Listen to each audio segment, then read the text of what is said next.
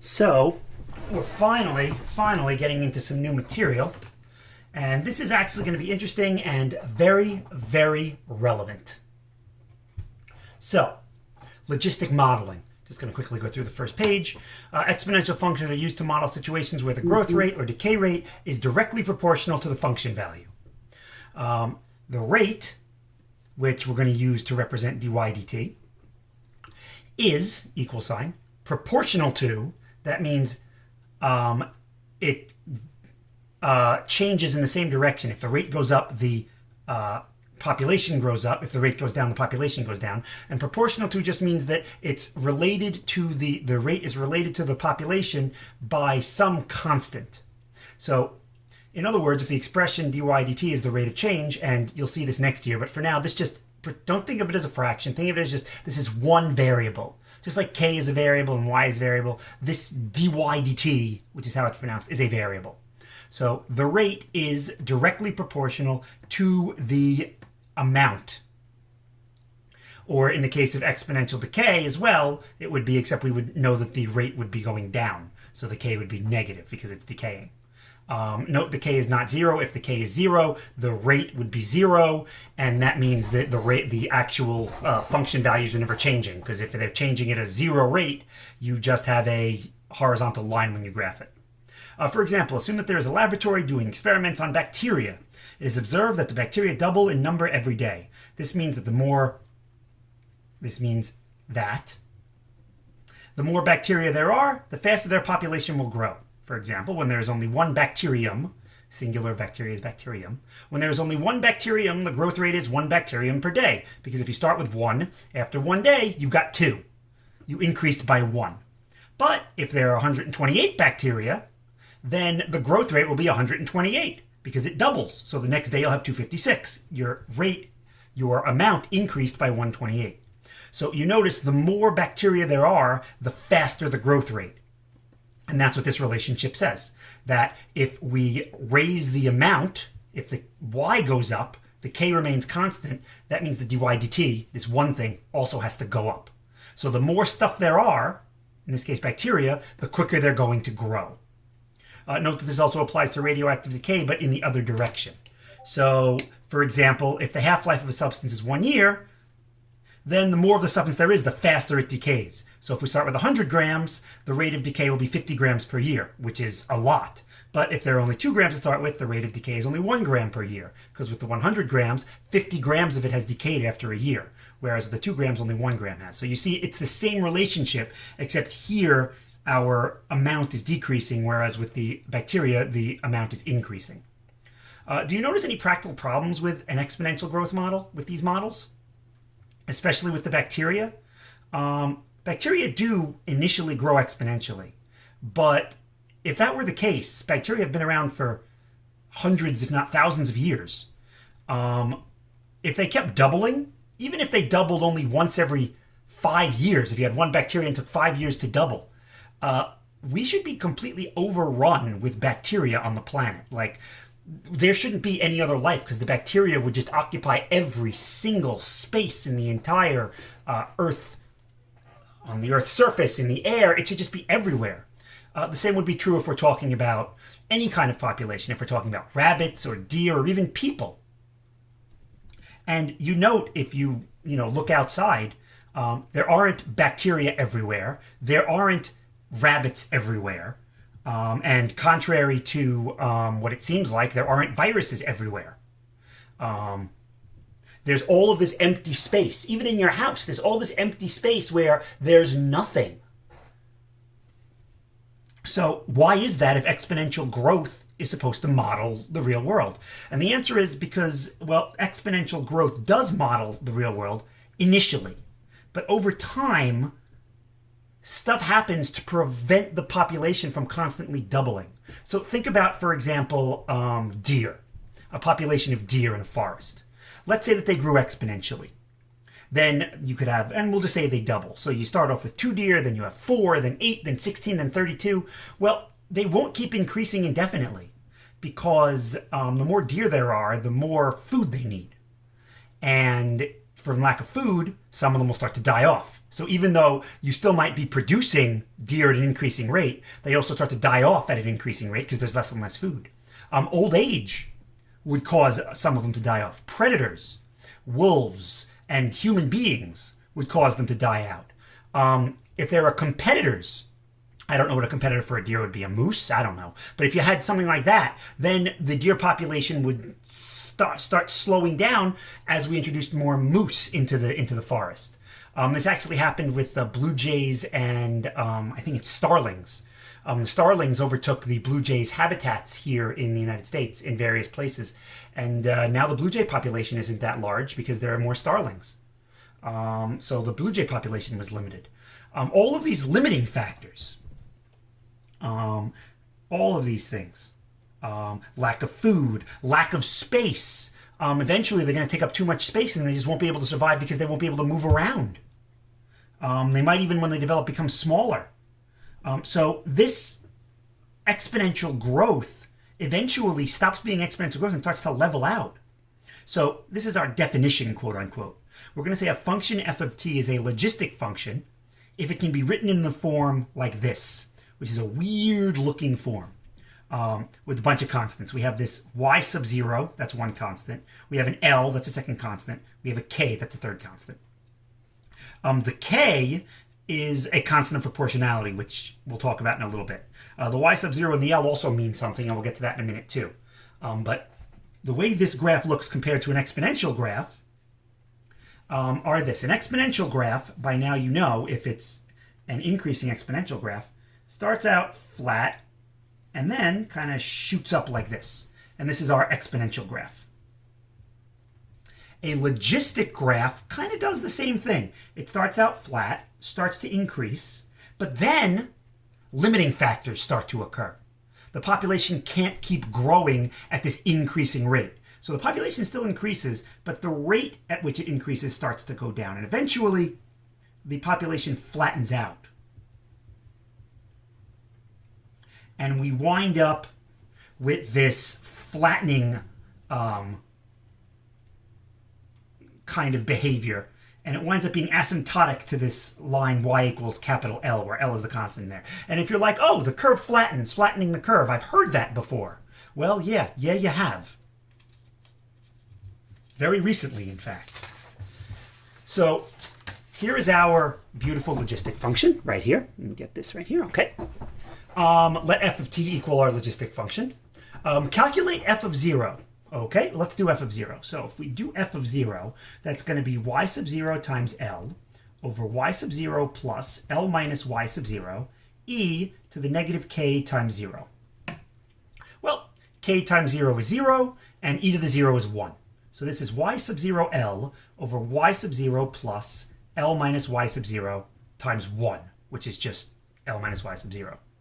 Okay, if we simplify the denominator, the y sub 0's cancel, and we wind up with y sub 0 times L over L. Well, the L's cancel, and we wind up with y sub 0. The y sub 0 represents, y sub 0 is the initial value of the function. This is what the value of the function is when t is 0. And we just proved that. When t was 0, we wound up with y sub 0. So the constant in this formula, the y sub 0, represents how many of an animal species or whatever there are initially. Okay, now let's calculate the end behavior. And notice I'm only calculating the end behavior to the right. We can calculate the end behavior to the left, but it really doesn't play a role in logistic growth. And that's because when we're talking about logistic growth, we tend to talk about starting with time equaling 0. If stuff happened before that, we would just move time equals 0 to the very first spot where we want to examine our function. So we only talk about what happens to the right as time goes on longer and longer and longer and longer.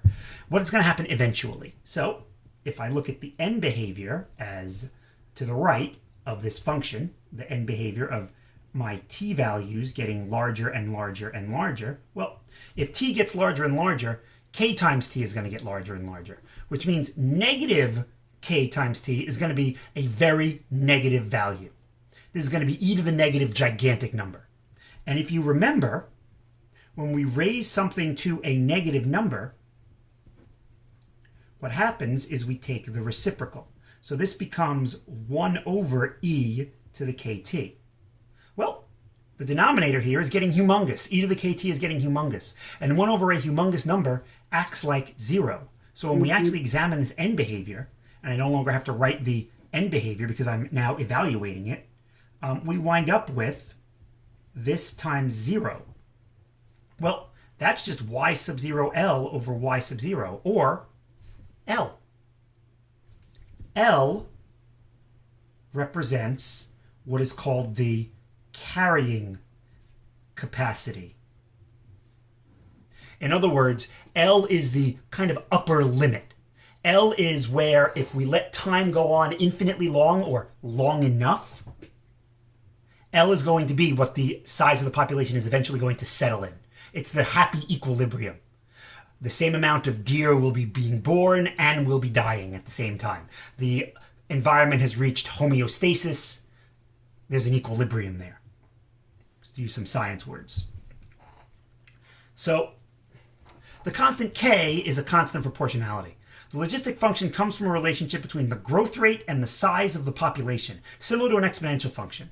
This relationship looks kind of like an exponential function. This dy dt again is the growth rate. And then once again, we have this k times y. But then we have this extra thing, 1 minus y over L. And if you go, well, why do we have that? Well, hold on, and we'll try and examine it a little bit. Remember, dy dt is the rate at which the population is growing. K is just a constant. Y is the amount of, or the number of animals, or what the size of the population is. And L is like almost like the maximum size. It's the size that's eventually going to happen far enough in the future. So in this equation, dy dt represents the rate of change, k is a constant of proportionality, L is the carrying capacity, and y is the population. So let's assume that y is very, very, very, very small. Our population starts off very tiny, very close to 0. Maybe with bacteria, I only have 1 bacteria. Well, if that's the case, in the grand scheme of things, if we're talking about billions and billions of bacteria, once again, 1 is negligible. That value is very close to 0. So then the value of y over L will be very close to 0. So instead of saying close to 0, let's just see what happens if instead of y over L, we actually call it 0. We would get dy dt equals ky times 1 minus 0. 1 minus 0 is 1, and this just becomes the relationship we had for an exponential function. So what this says is, when the population is very small, our graph, our function, is going to act just like an exponential function. Because this is the relationship we had for an exponential function. So now the question becomes, well, okay, so it acts like an exponential function at the beginning. And again, look at the graphs. The graphs at the beginning, exponential, exponential. It's only about right here where things start to change and differ between a logistic and an exponential. So what's going on? Well, when y is very, very, very large number, it'll be close to the carrying capacity. If an environment can only handle a certain number of animals, then if that number is exceeded by the population, more of them will die out than will being born, and the population will just go back down to that number. So over a long period of time, the largest value for y is going to be L.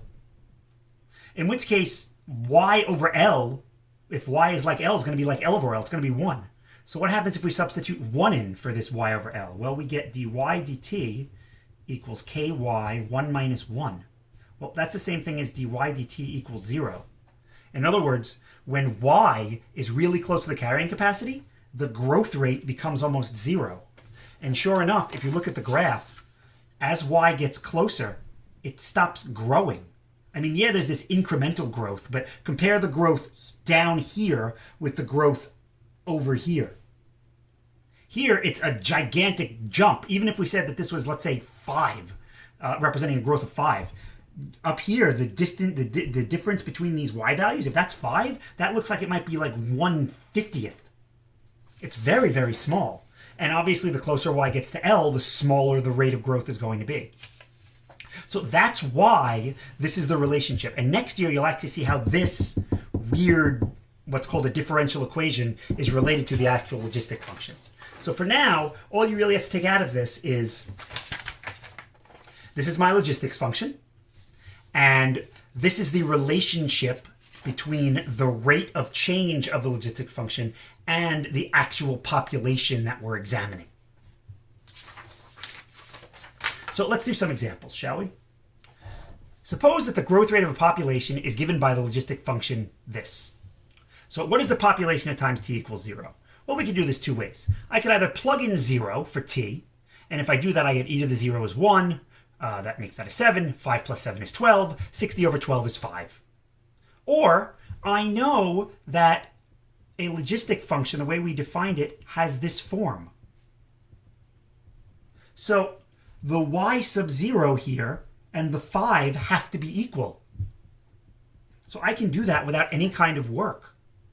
And then on top of that, if I need to know the carrying capacity, I could look at the end behavior. Okay, as t gets really large, negative t becomes like really, really negative. E to a really negative number is 0. 7 times 0 is 0. 5 plus 0 is 5. 60 divided by 5 is 12. L is 12. Or I can just use the formula. The numerator is 60. We know y is 5. 5 times what is 60? 12. The coefficient of the e is 7. The coefficient of the e has to be L minus y sub 0. What minus 5 gives me 7? 12. What is the value of the constant k? Okay, the constant k is the coefficient of the t in the exponent. In this case, the k is 1. Note that we defined our logistic function to be e to the negative kt. So our k is 1. The population grows the fastest at the exact moment when the population is half of the carrying capacity. At what time does this happen? Well, the carrying capacity is 12, so this will happen when my population is 6. So I have to find the time when the population is 6. So I plug in 6 for my population, and now I'm going to solve for the time. So to do this, I can cross multiply, and if we do that, we get 30 plus 42 e to the negative t equals 60. Subtract 30 from both sides, we get 42 e to the negative t equals 30. Divide both sides by 42, e to the negative t equals 30 divided by 42. Take the natural log of both sides, and this is why we studied how to solve these things in the last class. We get, if we take the natural log of both sides, negative t equals the natural log of 30 over 42. Divide both sides by negative 1. And I get t equals negative ln 30 over 42. Or, if I wanted to, since this is negative, I could bring it as a power and get ln of 42 over 30. Now that's the mathematical answer, but of course we want something that's actually going to, give us an answer. So what I can do, and again I'm sorry but my calculator is still a little bit busted, but we can plug this into a calculator, and if I plug this into a calculator, natural log of 42 divided by 30, I find that the population is growing the fastest, according to this, at 0.33 whatever the unit happens to be. So it happens at time 0.336, and I'll round 5, and then whatever the units are. Note that I didn't say what the units were. Since I didn't say what the units were, you don't have to write the units. You can write the word units if you want. This could be seconds, this could be minutes, this could be years, I don't know. This was a very basic example just to show you the structural workings of a logistic function. Okay, so let's do like a real applied one, shall we? So here we go. Real applied problem, here we go. A conservation organization releases 25 Florida panthers into a game preserve. After 2 years, there are 39 panthers in the preserve. The Florida preserve has a carrying capacity of 200 panthers. That means that over time, eventually, we should stabilize our population with 200 panthers. It might go above it for a while. Like the panthers might still be giving birth and having, constantly reproducing. It could go to 210 or 220. But then eventually there'll be too many panthers and some of the old ones will die out. Some of them will die out from starvation, predators and other such things, and it'll level out at 200. So write a logistic equation that models the population of panthers in the preserve. Okay, so we need a logistic equation for this. So the logistic equation would be y equals, let's see, y sub 0. So according to this, there were originally 25 panthers. the carrying capacity is 200. So y sub 0 L would be 5,000 over y sub 0 plus L minus y sub 0 e to the negative kt. And now you're wondering, well, how do I find k? Well, we're given another point of reference. We're told that after 2 years there are 39 panthers in the preserve, which means this function, if graphed, would have the point 2, 39 on it. So when the function value is 39, the time is going to be 2. K times 2. And now we can solve for k. Note that I cannot do 25 plus 175 is 200 because the order of operations says the 175 is multiplying the e. I cannot combine these. Do not make that mistake. It is a common error. So let us solve this. So if we cross multiply, 39 times 25 is 975 plus 39 times 175. 39 times 175. I'm doing this on my computer calculator. I apologize that you can't see it. 25e to the negative 2k is equal to 5,000. And now if I solve this, 5,000 minus 975 is 4,025, and then I would divide it by the 6825. So 4,025 over 6825 would be what e to the negative 2k is equal to. I would take the natural log of both sides, and then divide both sides by negative 2, and I would get k is equal to the natural log of 4025 over 6825 all over negative 2. And it is conventional in these applied problems that once we have an exact value for k, is to then get an approximate value for k. And when we do this, we tend to round to 4 decimal places. So what we can do is we can simply calculate what the natural log of this is, and then divide it by negative 2. And when we do that, we find that k is approximately 0.2640.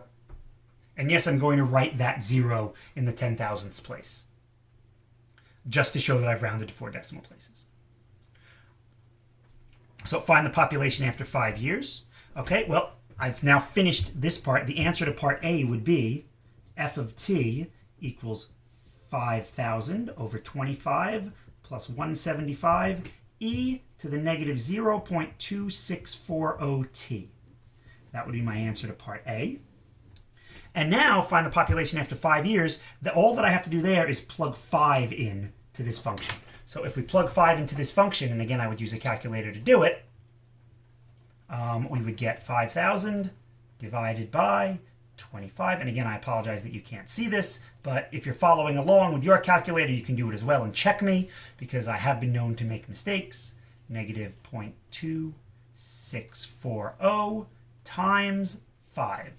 And we wind up with the population being 69.6876. Now, here's the thing. Context matters. We're talking about panthers. I don't want to get into a whole argument about, well, what constitutes a panther. Well, if a panther is pregnant, then is this thing inside a full panther? Is it a fraction of a panther? We're not getting into that. And we're not going to talk about a panther that, you might cut in half. Is that half a panther? No, that's a dead panther. And we're not going there. So I would accept for this, at 5, the answer would either be 69 panthers, or if you wish to round up, 70 panthers. And the reasoning for this is, someone might say, well, 69.68 means we haven't gotten to 70 panthers yet, so we should always round down.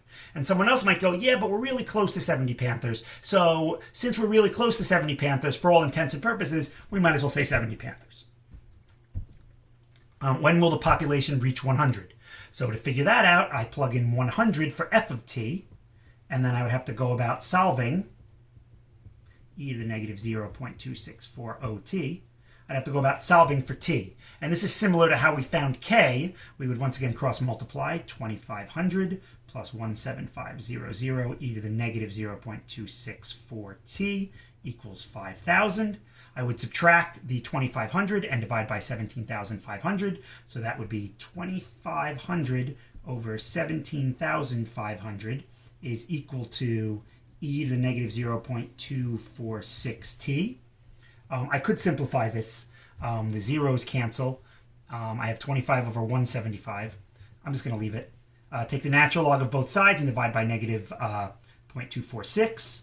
And we get ln of 2,500 over 17,500 all over negative 0.246 equals t, which means t is about, at the time, and again, once again, I apologize for not having a calculator handy, but unfortunately I've been unable to go and get batteries. Divided by negative 0.246. And we get that t is about 7.9102 years.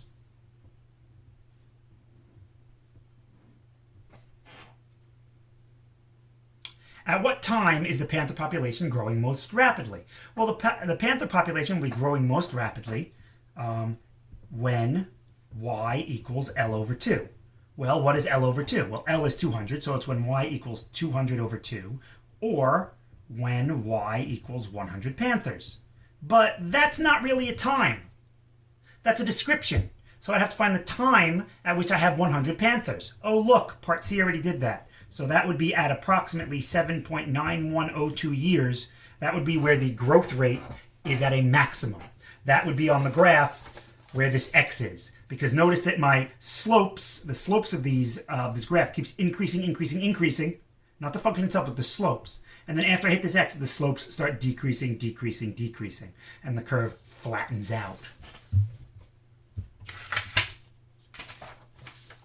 So final example, what happens if you're given what's called the differential equation? If you're given the relationship between the rate and the population, how do you handle this? Let dp dt, this is one thing, equal 3p times 1 minus p over 100. And this represents the relationship between the growth rate of a population, which is dp dt, and the size of the population. Okay, find the value of k. So from the notes, we know that what this relationship really looks like is it looks like dy dt equals ky 1 minus y over L. And notice that this is in the same format. Here's my 1 minus, here's my y, here's my L. My y is my p. K is 3. So just from knowing the structure, I see that the constant of proportionality is 3. Find the carrying capacity. Well, the carrying capacity is L. L in this structure would be equivalent to where 100 is. So it's 100 whatever the size of the population is. If the initial population P represented by this relationship is 20, write a logistic function of the form f of t, blah, blah, blah, that represents situation. And I probably should have, instead of f of t, I could have even written p of t because p is my function here. But okay. So the initial relationship is represented by the relationship is 20, the initial population. So that means my y sub 0 is 20. So I have all the information I need. Y sub 0 is 20, L is 100, so that's 2000 or 2000 over 20 plus 100 minus 20 is 80, e to the negative, k is 3, 3t. Voila! Use your function from part 3 to find out when the population is growing the fastest. Okay, the population is growing the fastest at half the carrying capacity, when my function value is 50. So I simply set this equal to 50, 2000 over 20 plus 80e to the negative 3t. And now when I solve that, and I'm just going to very quickly go and solve that, I get, give me 1 second, again I apologize, I've got to type this in, 50 equals 2000 over 20 plus 80e to the negative 3t. Okay. And we get that t is equal to 2 natural log of 2 over 3, or approximately 0.4621. Whatever t is measured in years or whatever. I'm going to give it. All right, last one. Calculate the end behavior of this and describe what it represents. Well, we know what the end behavior of our function is. The end behavior of our function is the carrying capacity. So this, if my function is p of t, f of t and p of t the same thing, is going to be equal to 100. and describe what it means, that is the eventual population when the growth stabilizes, or when the growth reaches zero, or over a long period of time. The point is, it's the eventual population. I don't even need this extra thing here. And that's what it represents. Perhaps more interesting would be what happens to the growth rate.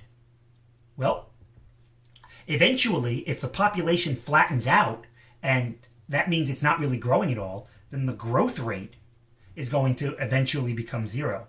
And we're just going to have a nice, constant, same amount of animals die as are born. And obviously it won't be perfect, but over the years, give and take, it should kind of net to zero. And if you're wondering, there is a real-world application for logistic functions that you might have already thought of. And if you haven't, don't worry, because it's going to be on the homework practice. And if you have, it's actually very, very interesting to start analyzing, because now when you hear the phrase flatten the curve, flattening the curve isn't about the total number of cases, or rather, it is not about the number of new cases each day of something, or the number of new animals born each day, because that's going to go up and then it's going to come back down. And that, they're not talking about flattening the curve. When they say flattening the curve, they mean this curve. You want to flatten this curve down. So, anyway, that was the first kind of new material in our exponential and logarithmic unit. And this is going to get the Cetron seal of approval.